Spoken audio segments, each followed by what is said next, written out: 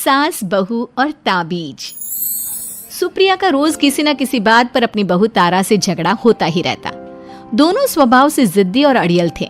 दोनों में से कोई भी एक दूसरे के आगे झुकना नहीं चाहता था। फिर एक दिन, तारा कहाँ मर गई थी तू अभी तक?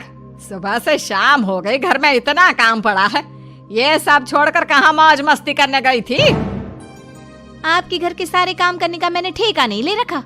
आप भी तो अपने दोस्तों के साथ किटी पार्टी करने जाती हैं, तब तो मैं आपको नहीं टोकती। अरे मैं तेरी सास हूँ, तू मेरी सास नहीं है। सास है तो क्या मुझे चैन की सांस नहीं लेने देंगी आप? बहुत जबान चलने लगी है तेरी आजकल। आने दे मेरे बेटे को घर पर, फिर देख तेरी कैसे क्लास लगवाती हूँ। आपके पास और काम ही क्या है? बाहर पड़ोसियों से मेरी बुराई करना और घर में पति से।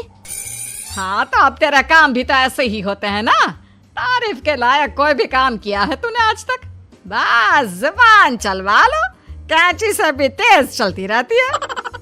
सिर्फ जुबान ही नहीं, हाथ पैर भी चलते हैं, जिनकी वजह से आपको घर में इतनी सफाई देखने को मिलती है, वरना आपको तो अपनी किटी पार्टियों से फुर्सत नहीं मिलती। तो कहना क्या चाहती है?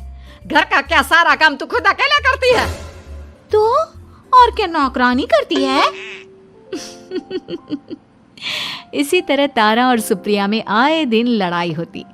दोनों के दिन की शुरुआत ही एक दूसरे से लड़कर शुरू होती और लड़कर ही खत्म होती, मानो ये अब उनकी दिनचर्या का हिस्सा बन चुकी हो। शाम को तारा का पति वैभव घर आता है। वैभव को देखते ही उसकी माँ सुप्रिया उसके पास आती है और कहती है, बेटा वैभव, अच्छा हुआ जो तू आज जल्दी घर आ गया। देख ना, तेरी बीवी सुबह से मुझसे लड़ी जा रही है। माँ की बातें सुनकर वैभव तारा को जोर जोर से आवाजें देने लगता है। क्या हुआ जी, इतना चीख क्यों रहे हो? तारा, तुमने आज फिर माँ से लड़ाई की? अरे लड़ाई मैंने नहीं की, शुरुआत पहले इन्होंने की थी। समझा दीजिए अपनी माँ को। मुझे कहीं भी आते जाते टाइम टोके नहीं, वरना मैं अपना सामान बांधकर मायके चली जाऊंगी। इतना कहकर तारा वहां से चली जाती है। ये सब क्या चल रहा है माँ? किसी दिन मैं आप लोगों के चक्कर में जरूर पागल हो जाऊंगा। आप लोग कभी प्यार से क्यों नहीं रहते? अरे वो हमेशा मेरी बातों का उल्टा जवाब देती है बेटा। अब तू ही बता मैं क्या करूं? तो आप उसे ताने मारती ही क्यों है माँ? वाह बेटा वाह, तुझे मेरे ताने दिखते हैं, उसका बात करने का तरीका नहीं दिखता। देखा नहीं वो किस तरह से बात करती है मुझसे। मुझे माफ कीजिए माँ, मुझे आप दोनों के बीच में पड़ना ही नहीं है। आप दोनों ही एक जैसे हो। इतना कहकर वैभव वहां से चला जाता है। वैभव के जाने के बाद सुप्रिया सोच में पड़ जाती है। धीरे धीरे समय बीतने लगता है और एक दिन सुप्रिया को पता चलता है कि उनके गांव में एक महात्मा ठहरे हुए हैं जो वशीकरण करना जानते हैं। तो सुप्रिया भागते हुए उन बाबा का पता ढूंढने निकल पड़ती है। इस बात की खबर जैसे ही तारा को चलती है, वो भी उस बाबा की खोज में निकल पड़ती है। अगले दिन सुबह, आज तारा और सुप्रिया दोनों ही बहुत अच्छे मूड में होती है। ना सुप्रिया तारा को देखकर कोई ताना मारती है, ना तारा अपनी सास से बेवजह उलझती है। दोनों मिल बांट कर रसोई में काम करती हैं। भाई तारा, जरा मुझे वो चाय पत्ती पकड़ाना। ये लीजिए माँ जी, क्या आप मेरे लिए भी चाय बना देंगी? अरे हाँ हाँ, क्यों नहीं। इसी तरह दिन बीतते हैं और दोनों का रिश्ता भी निखरने लगता है। ऐसे ही देखते 3 महीने बीत जाते हैं। आजकल ये मैं क्या देख रहा हूँ? अचानक आप दोनों के बीच इतना प्यार कैसे हो गया?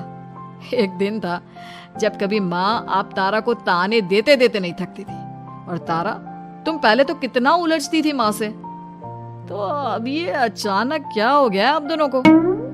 अरे यह सब तो एक बाबा का कमाल है, जिसने मुझे ये ताबीज दिया था। सुप्रिया के हाथ में बंधा ताबीज देखकर तारा चौंक जाती है। ये ताबीज तो उस बाबा ने मुझे भी दिया था, आपको अपने वश में करने के लिए। इसका मतलब तू भी उस बाबा से मिलने गई थी? आपकी हरकतों की वजह से ही मुझे जाना पड़ा था। ये सब क्या चल रहा है? मुझे तो आप लोगों की कोई भी बात समझ में नहीं आ रही। सुप्रिया वैभव को सारी बात बताते हुए कहती है, अरे जैसे ही मुझे पता चला कि हमारे गांव में जाने माने तांत्रिक बाबा आए हुए हैं जो वशीकरण करना जानते हैं, तो मैं बिना देरी किए उनके पास चली गई और बहू को अपने वश में करने की इच्छा उनके सामने रखी, जिससे ये मेरी हर बात माने।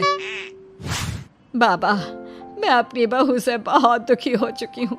वो मेरी एक बात नहीं मानती।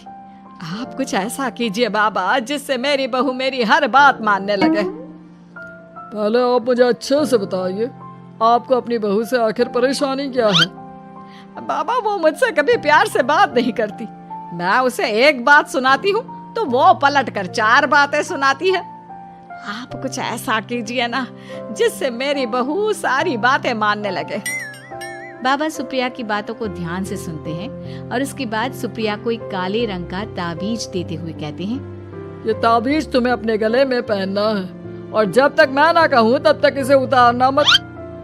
तो क्या इस ताबीज की मदद से मेरी बहू मेरे वश में हो जाएगी? सिर्फ वश में ही नहीं, इस ताबीज के कारण तुम्हारी बहू तुम्हारे आगे पीछे भी घूमने लगेगी। लेकिन बस तुम्हें कुछ काम करने होंगे। कैसा काम बाबा जी? तुम्हें अपनी जुबान पर काबू रखना होगा। उससे जो भी काम करवाना हो हमेशा प्यार से बात करनी होगी। धीरे धीरे वो तुम्हारी मुट्ठी में आ जाएगी। अरे ठीक है बाबा जी, जैसा आप कहेंगे ठीक मैं वैसा ही करूंगी। तारा ये सब सुनकर चौंक जाती है। ऐसा ही कुछ तो मेरे साथ भी हुआ था जब मैं उस बाबा से मिलने गई थी। बाबा जी, मैं अपनी सास से बहुत तंग आ चुकी हूँ। वो हर रोज़ किसी न किसी बहाने मुझसे लड़ती रहती हैं। आप प्लीज़ कुछ ऐसा करिए ना जिससे मेरी सास सुधर जाए और मुझे बेवजह टोकना बंद कर दे। तारा की ये बातें सुनकर पहले तो बाबा सोच में पड़ जाते हैं। उसके बाद वो तारा को भी काले रंग का ताबीज पकड़ाते हुए कहते हैं, ये लो बिटिया, इसे अपने गले में पहन लो और जब तक मैं तुम्हें इसे उतारने के लिए ना बोलूं तब तक इसे उतारना नहीं।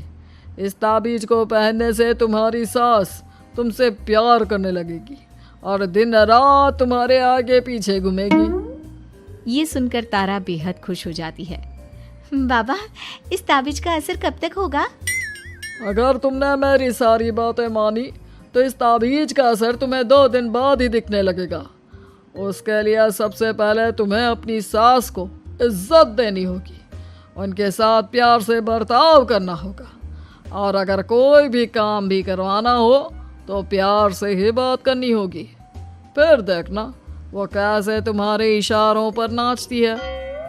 ठीक है बाबा जी, जैसा आपने कहा है मैं ठीक वैसे ही करूँगी। इसका मतलब उस बाबा ने हम दोनों को एक जैसे ताबीज देकर पागल बना दिया। जरूर कोई ढोंगी बाबा होगा। इतने में ही बाबा भी उनके घर पहुंच जाते हैं और मुस्कुराते हुए उनकी ओर आते हैं और उनसे उनके हालचाल पूछते हुए कहते हैं, ताबीज का असर हुआ या नहीं? बाबा जी, आपने हमें एक ही जैसा ताबीज देकर पागल बनाया है। ऐसा कैसे? ताबीज ने अपना काम तो पूरा ही किया है। आप दोनों को देखकर लगता तो नहीं कि अब भी आप लोगों के बीच कोई खटपट है। खटपट तो नहीं है बाबा जी। अब तो मेरी बहू मेरी हर छोटी बड़ी ज़रूरतों का ख्याल रखती है, मेरी सेवा करती है। हाँ, वैसे अब तो मम्मी जी मुझे ताने भी नहीं देती और ना ही कहीं आने जाने में टोकती हैं। जानते हो यह सब कैसे संभव हुआ? कैसे बाबा जी? यह सब तुम दोनों के कारण ही संभव हुआ है। मैंने जो ताबीज दिया था वो सिर्फ एक धागा ही था।